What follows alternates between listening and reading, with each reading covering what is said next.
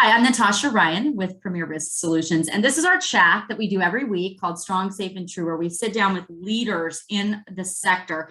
Now, Minette is not exactly in the security sector, but she has such useful tools and knowledge that we decided to pull her in today. She is with Minette Norman Consulting, her very own company. And Minette, the reason we pulled you in, it's so I think appropriate that we are recording this the day before Thanksgiving, that we are talking about human connection. So tell us a little bit about what you do and what your specialty lies in. Thank you for having me. Yes, today I am focused on helping leaders and teams be more inclusive. And that is all about how we connect as human beings in the workplace. And I'll tell you just very briefly what led me to that work. I spent 30 years in the software industry, so not so far off from your industry. A lot of security involved in software. And I started out, 30 years ago as a technical writer, and I ended up as a VP of engineering. So I had a lot of experience in leadership. And what I discovered about myself and about others is that, it's all about culture and how we treat each other as humans in the workplace that enables us to get the hard technical business problems solved. And that's why I'm doing the work that I'm doing today.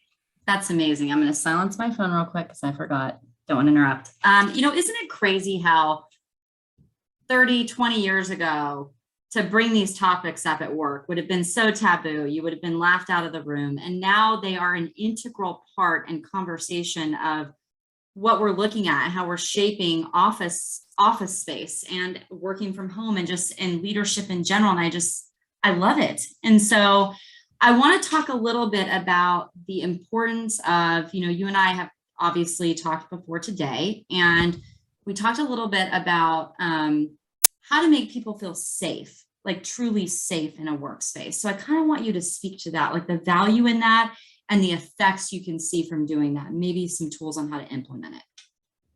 So safety on all levels is just such a human need. It's just fundamental to us. And when I think about safety, mostly at work, I'm not thinking about physical safety all the time, although in certain industries, of course, physical safety is of utmost importance. For the rest of us who are not in dangerous physical settings, we are all in potentially dangerous psychological settings where people do not have what is called psychological safety, meaning they don't feel safe to speak up, they are not safe to take risks, they can't make a mistake, and they can't show up as themselves. So what's so important in creating that environment is that really caring about the differences we all have and being interested in others' differences instead of trying to make everyone conform to a certain behavior, a certain way of thinking. And it's really about asking questions like, what am I missing?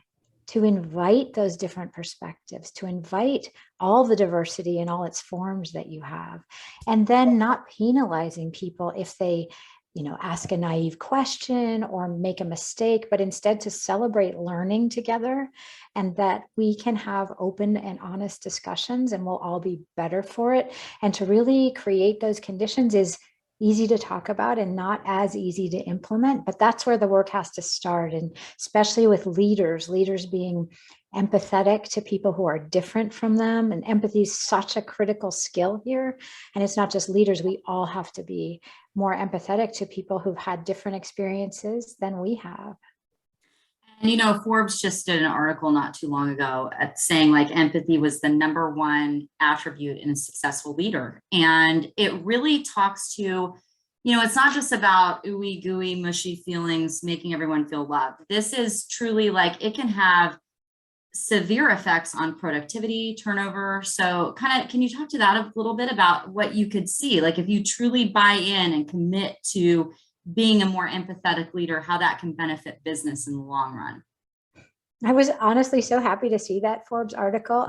I started doing my own reading on empathy many years ago. I just tell you this briefly. I was giving a keynote for my former company and ended up picking the topic of empathy because I had sort of just been exploring it. And at the time I felt like to your point about 20 or 30 years ago, we didn't talk about these things. Even I would say 5, 6, 7 years ago, I felt that I thought I was taking a huge risk in giving a talk on empathy to a group of engineers. And I felt like, is this going to be too touchy-feely? And I think that it's a couple of things that I realized. One is people responded really well to it because we all have experienced the need for empathy or the lack of empathy in our lives, no matter who we are.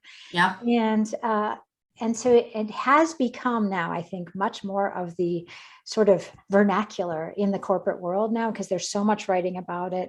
There's a report on business empathy as what are the most empathetic companies, the drivers that empathy enables, like business success, as you said, lower turnover, higher morale, higher innovation. So it really is a critical skill for everyone in the working world to start to be able to have empathy for others. And, as humans, we are naturally drawn to people who are the most like us. That's part of how we survived, right? We have our tribes, and we've had that for millennia. But it doesn't serve us well when we're in a business setting and we're creating these potential cliques of people who are very much like us, or we hire people who are exactly like us.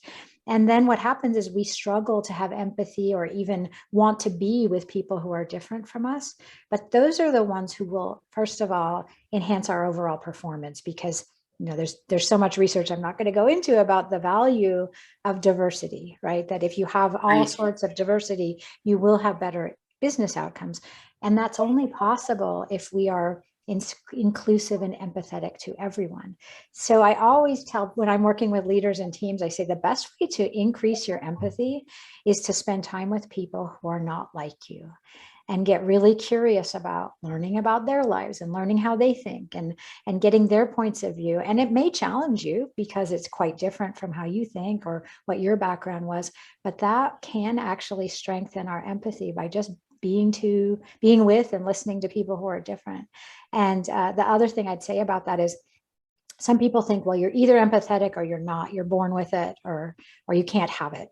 But that's not true. There's lots of research from neuroscience that shows that our brains are malleable. There's neuroplasticity, which means we can keep increasing and strengthening the neural pathways, including those for empathy. Interesting.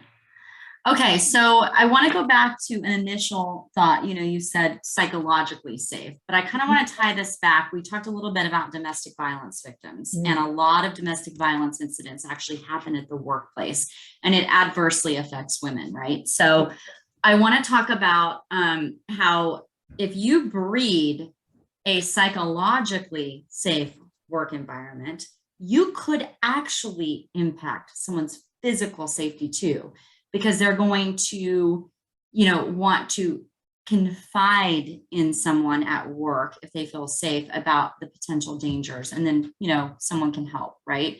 So how many times do you see, that kind of environment where someone either feels unsafe and is harmed later because they didn't confide, or vice versa? I think what I've seen is that it's very rare. I would say it's more the exception than the rule that people do feel safe confiding such vulnerable truths, whether it's violence, harassment. Sometimes it's not physical violence, but it's harassment and all sorts of other things. And people are afraid to speak up. And it's not just women, but primarily, more so women who are affected by this. Yeah. And I think that the psychological safety, that environment where it is safe to be vulnerable, that will mean that if someone is in a dangerous situation or even any form of an uncomfortable situation, that they can confide in someone. They can confide in a coworker, a manager, an HR person, an ally, and that person then can do something to help. But if they feel very isolated, and that's why this human connection and empathy and safety is so important. People can feel very isolated, especially if they feel like, I'm the only woman in this group, I'm the only minority member in this group, I don't dare confide what I'm dealing with to others. Then they're lonely, then they're isolated, and then they are most likely not going to speak up about a situation, whether outside the workplace or even in the workplace. How do you combat this with COVID and working from home? Because that's got to make it even harder. Yeah. Well, I think, of course, that everything we're dealing with now is virtual, and that it doesn't mean we can't connect. I think what it means is we have to connect differently when we're dealing with not being face to face. And I think some of these really informal connections with people outside of your team meeting or your one-to-one, is just to set up like a virtual coffee or have a chat room where it's a safe space for people to share what's going on. These things are really important for people to feel they have a community at work, even if it's virtual, so that if and when something difficult happens, they know that there are some go-tos and some allies and some confidants that they already feel comfortable reaching out to. So I think that this ongoing cultivation of a social life that's outside of the regular business meetings is important for all of us as human beings. It so is. And on that note, I am going to wish you a very happy holiday season. And thank you for being with us. And you do keynote speaking. So if someone wanted to get a hold of you, do they reach out on LinkedIn? Yeah, LinkedIn or my website, MinetteNorman.com. And if you want to see some of my talks, I'm represented by the Lavin Agency, thelavenagency.com. So all three of those will work, but probably the easiest is just find me on LinkedIn. Awesome. Hey, Minette, thank you so much. Thanks for having me, Natasha. Happy holidays. Thank you. Bye.